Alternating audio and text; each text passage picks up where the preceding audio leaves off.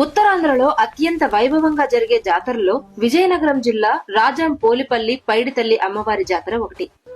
నేటికి 100 ఏళ్లు పూర్తయినా కాని ఈ గుడి వెనక దాగి ఉన్న ఒక రహస్యం, అసలు సిసలైన చరిత్ర చాలా మందికి తెలియదు. దాదాపు 100 ఏళ్ల క్రితం కొండంపేట గ్రామానికి చెందిన లంకలపల్లి వెంకటప్పుడు గారు అమ్మవారిని దర్శించుకోవడానికి పోలిపల్లి వెళ్లారు. తిరుగు ప్రయాణంలో కొండంపేట రాజాం పొలిమేరలోని ఒక పనస చెట్టు దగ్గరకు రాగానే తన ఎడ్ల బండి బరువుగా అనిపించి ఎడ్లు ఆగిపోయి మోకాళ్లపై ఉండిపోయాయి. అప్పుడే ఒక గొంతు వినిపించింది. నేను పోలిపల్లి పైడితల్లిని. మీరు నా దర్శనం కోసం పడుతున్న బాధను చూసి మీ భక్తికి మెచ్చి మీతో ఉండటానికి వచ్చాను అని అమ్మవారు పలికారు. అప్పుడు వెంకటప్పుడు గారు సంతోషించి అమ్మవారి కోసం తమ ఊర్లో గుడి కట్టి కొలుస్తానని మాట ఇచ్చారు. కొంతకాలానికి ఆ ప్రాంతపు ప్రజల రక్షణ కోసం అమ్మవారు ఆయనతో, నేను నీకు కనిపించిన పనస చెట్టు వద్ద నుంచే గ్రామానికి రక్షణగా ఉంటాను అని భరోసా ఇచ్చారు. కాని పేదరికం ఆయన్ని భయపెట్టింది. తనకు గుడి కట్టే స్తోమత లేదని, ఇకపై నిన్ను కొలవలేనని ఆవేదనతో, కోపంతో అమ్మవారితో అంటారు. విధి వక్రించి మరుసటి రోజే ఆయన రక్తపు వాంతులతో మరణించారు.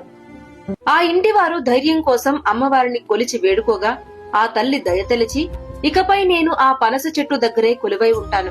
కాని ప్రతి ఏడాది ఈ సమయానికి నా శక్తి రూపంలో మీ ఇంటికి చేరుకుంటాను. మరలా మంగళవారానికి నన్ను మీరంతా భక్తితో కొలిచిన తర్వాతే తిరిగి గుడికి చేరుకుంటాను అని అభయం ఇచ్చారు. అలా అక్కడ మొదలైన అమ్మవారి కథ కొంతకాలానికి, అంటే 1926లో వాకచర్ల కుటుంబీకులు ఆ దారిలో ప్రయాణిస్తూ ఆ చెట్టుని దర్శించుకుని ఆ చెట్టు వివరాలు తెలుసుకున్నారు.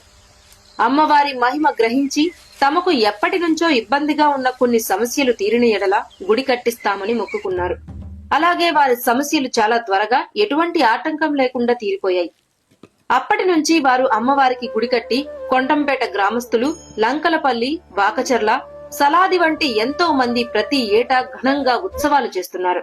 అమ్మ పుట్టినిల్లు అయిన కొండంపేటకి పసుపు ముద్దలు, ఆయుధ రూపంలో అమ్మవారి ఘటాలతో వెళ్లి తిరిగి మంగళవారం గుడికి చేరుకుంటారు. ఇది మన పోలిపల్లి పైడితల్లి అమ్మవారి చరిత్ర. గుడి రాజ్యంలో ఉన్న అమ్మవారి మూలాలు కొండంపేటలో కూడా ఉన్నాయి. అందుకే జాతర జరిగే ఆ 5 రోజులు అమ్మవారి శక్తి స్వరూపం కొండంపేటకి చేరుకుంటుంది. కాని అమ్మవారి శాంతి స్వరూపం మాత్రం గుడిలోనే ఉంటుంది. కాబట్టి భక్తులారా, ఈ జాతరలో అమ్మవారి సంపూర్ణ ఆశీస్సులు పొందాలంటే రాజాం గుడితో పాటు అమ్మవారి శక్తి కొలువై ఉన్న కొండంపేటను కూడా దర్శించుకోండి. ఈ చరిత్ర గాని మీకు కొత్తగా తెలిసినట్లయితే జై పైడిమాంబ అని కామెంట్ చేసి మన అకౌంట్ ని సబ్స్క్రైబ్ చేయడం మాత్రం మర్చిపోవద్దు. ఓం శక్తి.